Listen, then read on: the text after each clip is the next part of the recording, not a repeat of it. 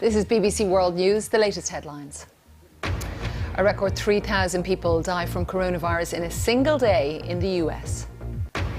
The EU sets out its backup plan if a Brexit trade deal fails to keep air and road travel moving between the UK and continental Europe. Now, let's turn to some good news for Europe. The continent's largest land mammal, the bison, and 25 other species are no longer in danger of extinction. That is according to an updated extinction list, which assesses animal and plant survival. Environmentalists are calling it a conservation success, but warn the list of extinct species globally continues to grow. Here's our environment correspondent, Helen Briggs, to tell us more. Now, let me turn to Helen. Good to have you with us, Helen. Let me start with perhaps the European bison. People may not be familiar with it, but they are saying that this is a success story. Tell us a little bit about its trajectory. It's really interesting to hear about the European bison. This is an animal, our largest land mammal in Europe, that's been roaming around for 100,000 years or more. And you see it depicted in ancient cave paintings. But if you go back about a century, then nearly all of them had disappeared in the wild due to hunting and deforestation. There were a few left in zoos. So over the course of decades, they've been reintroducing these bison. They've been taking them out of zoos. They've been putting them into nature reserves, places like Poland, Germany, other European countries. They've been monitoring them. A lot of really hard work in conservation terms.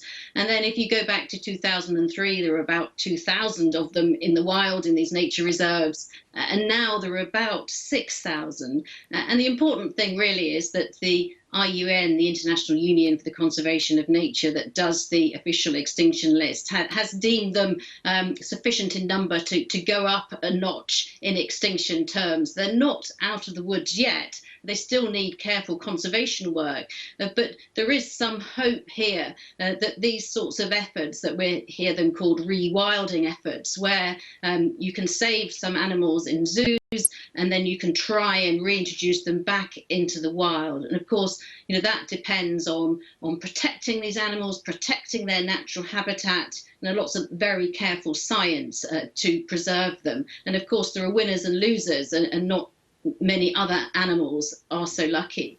Yeah, let us turn to a couple of the birds also that you've been taking a look at that came up in this report, the condor, the red kite. Talk us through a little bit of what has happened to them in recent years.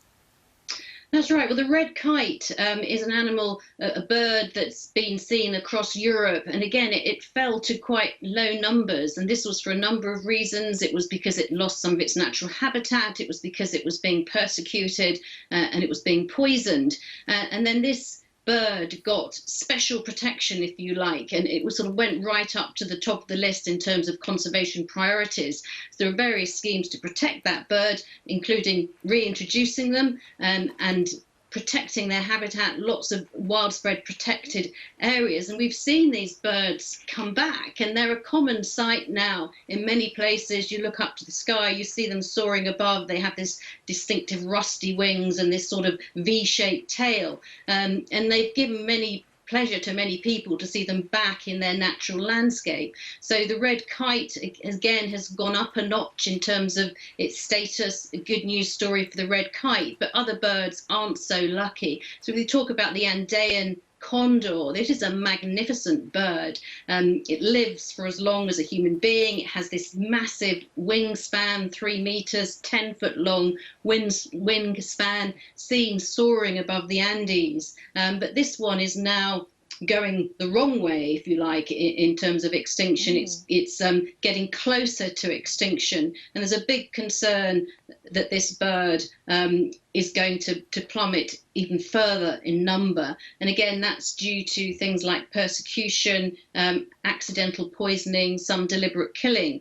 So conservationists say, you know, it's really bad news for this and some other birds on the list. But the key thing really about this extinction list, it's a red flag. So by listing these animals, then you can put plans in place to save them. But of course, we can't save them all, sadly, and there are a growing number of extinctions. So every time we get a new list, this is the third one this year, then you'll find more animals and plants being added to the list. Let me turn to dolphins, Helen, because I understand that also going in the wrong way with one particular dolphin. That's right, and this is a dolphin called the takushi, a South American river dolphin. It's a little grey dolphin. It's seen along the Amazon basin, other rivers around South America, and big concern about this dolphin. And again, as it seems to be with many dolphins and even whales, that the big problem is bycatch, so they're getting accidentally caught in fishing nets. So that has now been added to the list as endangered, and it means that all of the river dolphins, all of the freshwater dolphins in the world are now classed as endangered. Helen, thank you so much for bringing us up to date. That list that is out, you can read more about it on our website. Now, it is 9 months since the Philippines started one of the longest and hardest COVID-19 lockdowns